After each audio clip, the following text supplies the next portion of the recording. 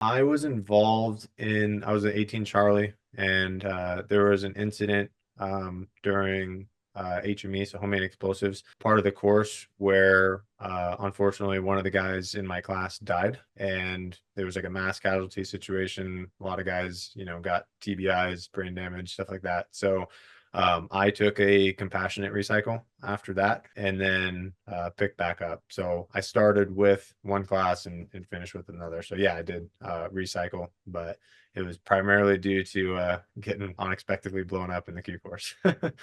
How do you emotionally, like, I don't want to say like move on, but essentially, you have to go back and continue. But after going through something that's so traumatic, and, I'm Yeah. assuming it's traumatic, would have been for me. And I don't know, sometimes, people like always have that, like, oh, I survived, like that survivor guilt they talk about and stuff like that. How was it for you to emotionally, like, go get through that and get into class and get back into the swing of your the process?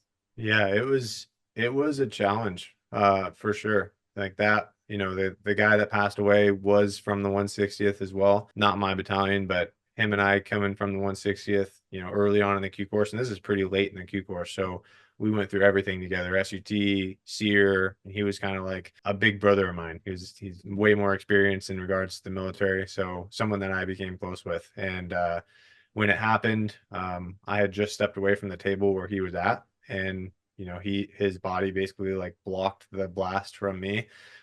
So I went in there, and I was, me and one other guy were the ones treating him.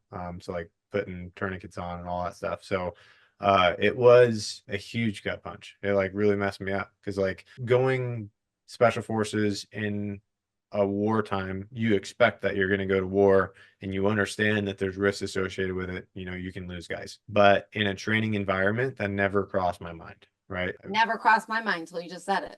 Yeah. And Yeah. It was yeah. like, his wife was expecting him at home that night for dinner with their kids. You know what I mean? And I think that was the biggest thing that hit me so hard. But after that, like month, and that's kind of why I was like, hey, I need to take a compassionate, is I think my whole life I've been good at compartmentalizing, but in that situation, I kind of just like overdid it with the compartmentalization. I just felt numb. Like I Mhm. didn't cry. I didn't feel emotions towards it. I just felt numb. It was like my body just shut down. And that lasted for weeks. It was like, driving to work or whatever, I didn't want to listen to music. It was just like, just numb. So I didn't know. I was like, I hit up some guys and I was like, hey, I don't know really what's going on, but I just don't feel anything.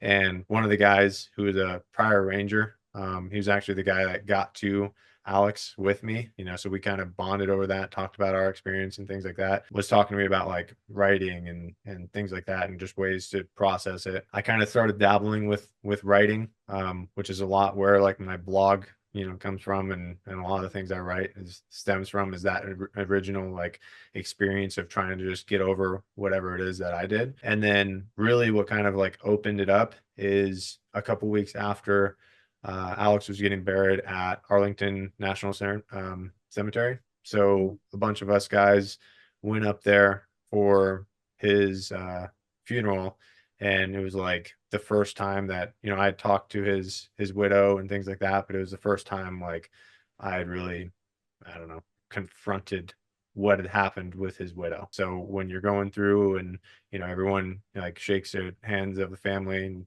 gives their condolences, that's when I like lost it. Like I just Mhm. started crying, like couldn't control it. So that was like really good, I guess, for my healing process of just getting it out and like feeling the rush of emotions.